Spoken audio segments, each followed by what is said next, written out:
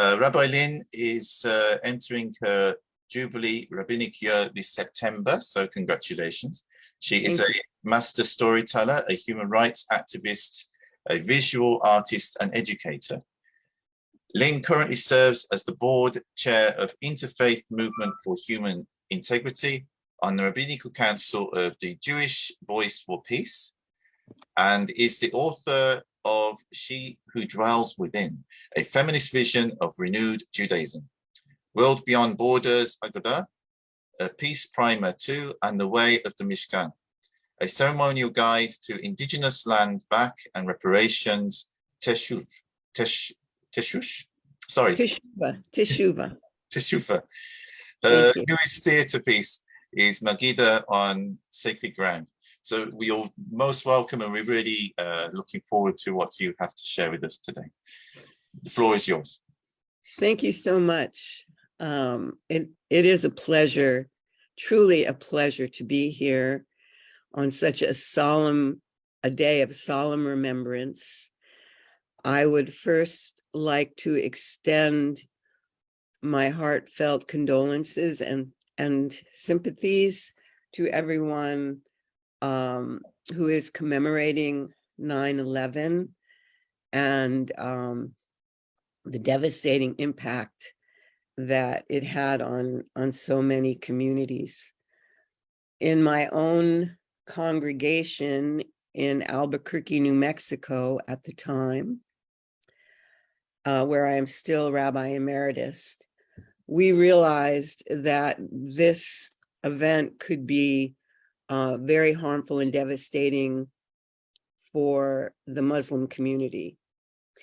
And I gathered my community together, and that was, of course, a time when we didn't have internet widely accessible, and so it was phone calls.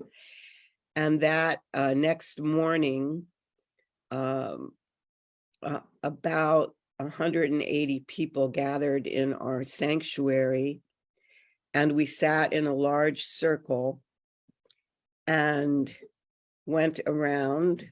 All the ages were there in my community. People had 30 seconds to share what was on their hearts and minds. We realized from hearing everybody that everyone had a relative or a friend in New York City, or Washington, close to Washington.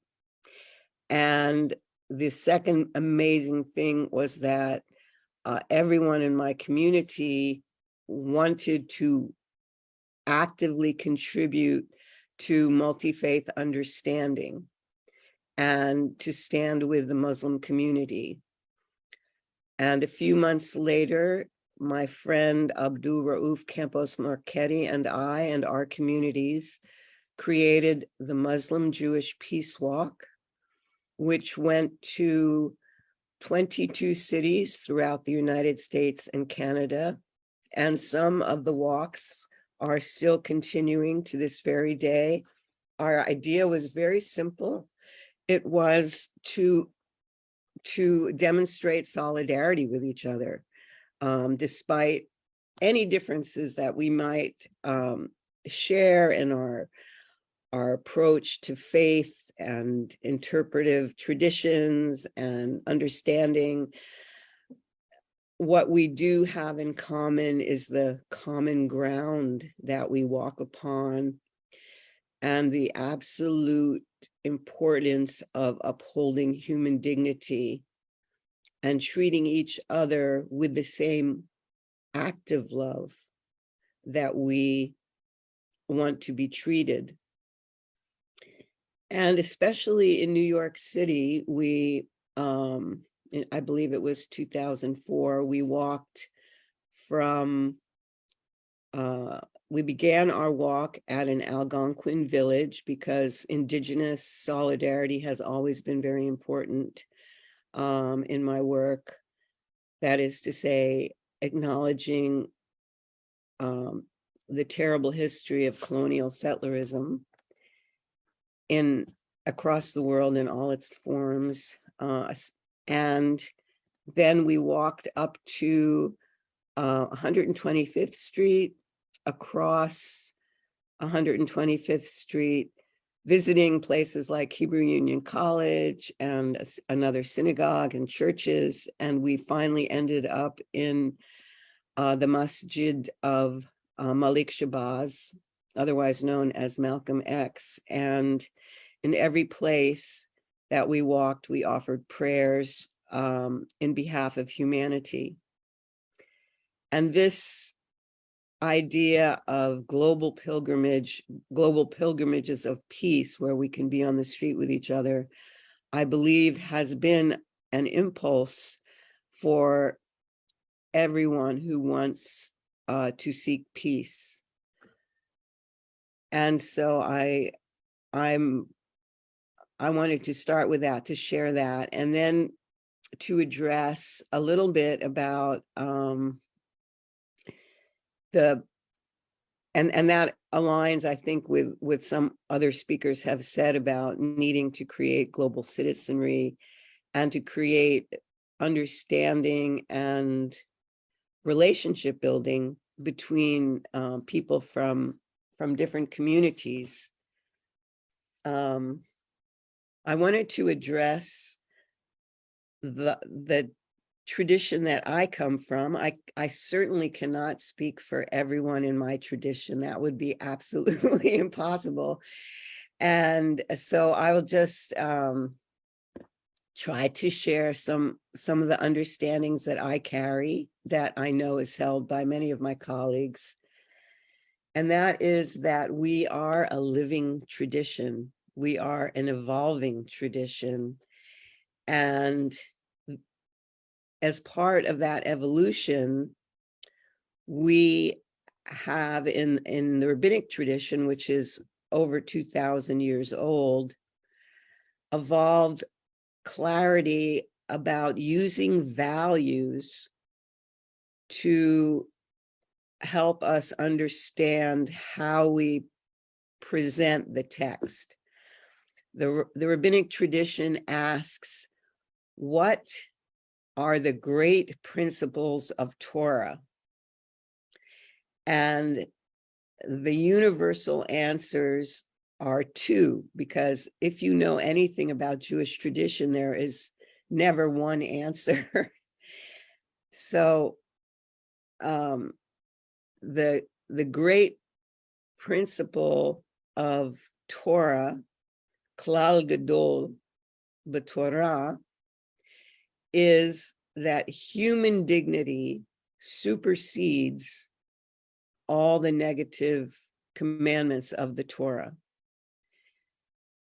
That is according to one opinion. And the other is love your neighbor as yourself, which is central. And indeed, in the center, like if you look at the text and the physical length of the scroll of the Torah, that message is literally in the center of the tradition. It sort of revolves around that piece, and everything is judged and filtered through that concept, even when the text itself does not live up to that message. And the rabbis were very aware of that in their conversation about many issues in the Torah. For instance, the existence of capital punishment in the Torah, and the conversation around capital punishment goes forth between different generations and sages that come to the majority idea that capital punishment is forbidden. Even though the Torah states and has laws about capital punishment, the rabbinic culture did not agree, did not feel that capital punishment was in alignment with the central value of human dignity and treating each other with love. This is important because our interpretive tradition is not literal.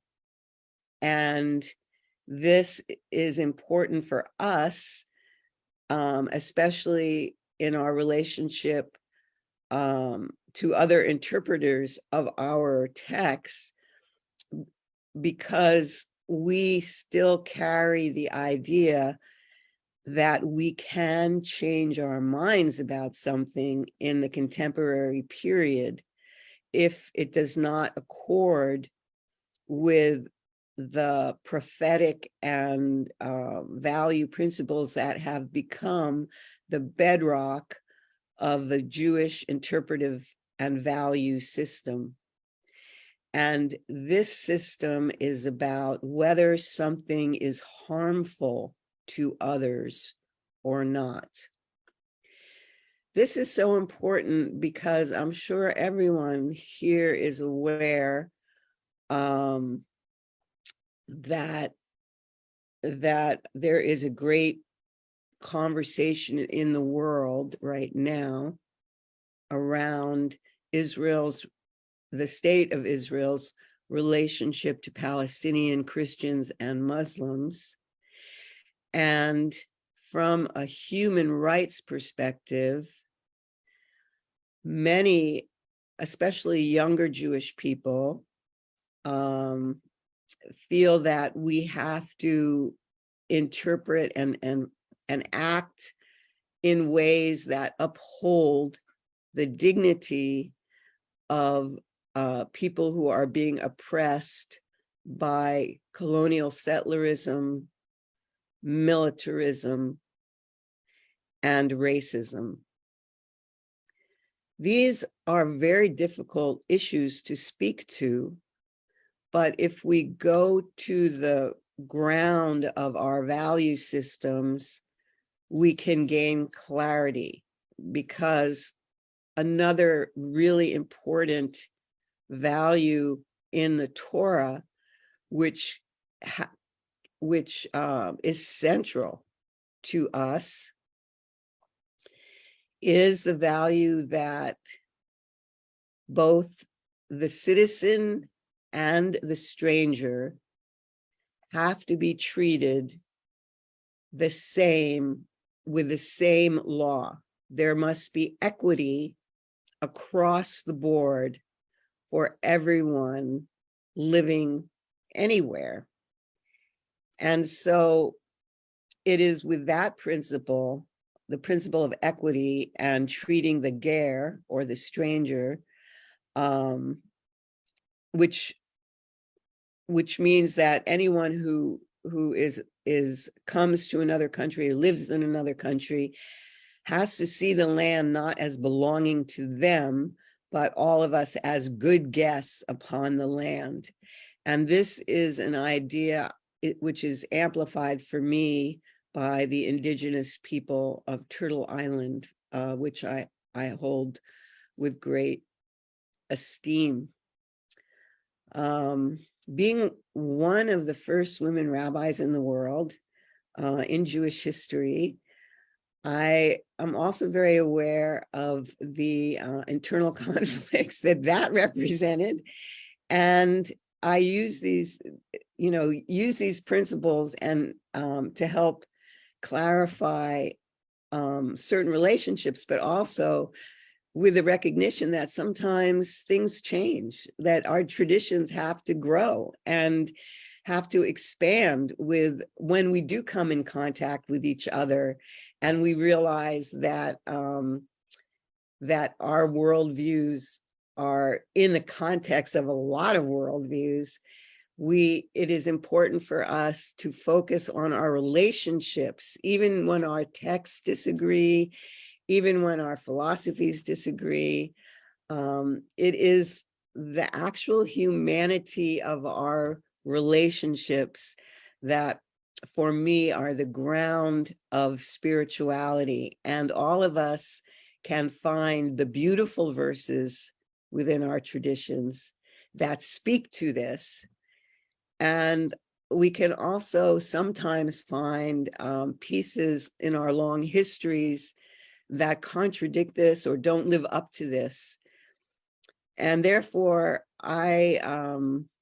for the high holidays, which we're coming to, I wrote a Teshuvah, and I'll end with this, and I'll be happy to take a question, but I wrote a Teshuvah, which means that we need a system of repair to create accountability, acknowledgement, accountability, public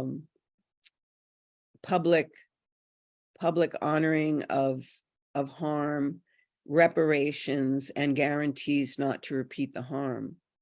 So this is what I wrote for one of my students who, you know, at the age of 13, they read the Torah in public and give their their sermon.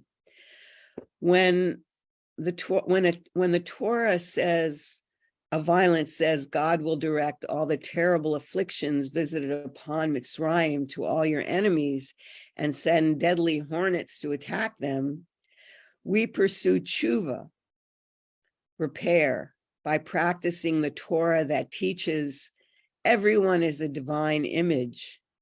Therefore, the sages instruct us, human dignity supersedes all the mitzvot of the Torah. When the Torah of devastation says God will uproot the nations already existing in the land, we pursue Teshuvah by practicing the Torah that teaches love our neighbors as we love ourselves. When the Torah of war teaches obliterate their names from under the heavens and burn their sacred things in the fire, we pursue Teshuvah by bringing equity and love in solidarity with people who are forced to bear the burden of oppression. As it is written, treat people whom you regard as other with complete love, because you know what it is like to be devalued, oppressed, and killed, because you are taught to remember at the core of your Torah what it was like to be dehumanized, enslaved, and erased. So I pray for all of us that our good intentions become healing actions, and that we continue to increase the ways that we can build bridges to each other for the sake of the future of our children and the earth. Thank you all so much for being present on this morning. Thank you, Rabbi Lynn. That is, wow, I don't even know how to begin to comment on that. It's so wonderful and profound. And your emphasis on equality and having compassion and looking for the compassion in our scriptures, I think it's such a thing that for me has informed me over the years. I realized that, you know, those ink blot diagrams that psychologists use, I realized some years ago that our sacred scriptures kind of work a bit like that. And we even have something in our tradition that says, you know, that if people come to it with a certain intention in their hearts, then it's going to color what they actually understand from, and it can even misguide them, you know, when they read the sacred text. So we have to check what's in our heart first, what our intentions are, and try to approach it with as pure an intention as possible, because only then will the true light and meaning of the scripture shine through. And I've done this with different sacred texts since, and I found the same thing, that if you approach it in that way, you will see so much which is beautiful within all of them. But on the other hand, if you approach it from the perspective of, I'm looking for something in this book so that I can use it over my enemies, of course you'll find it, because that's your intention, that's what you're looking for. Even if in practice it's actually saying the very opposite. But thank you very much. I find that very interesting, and may Hashem bless you and your work.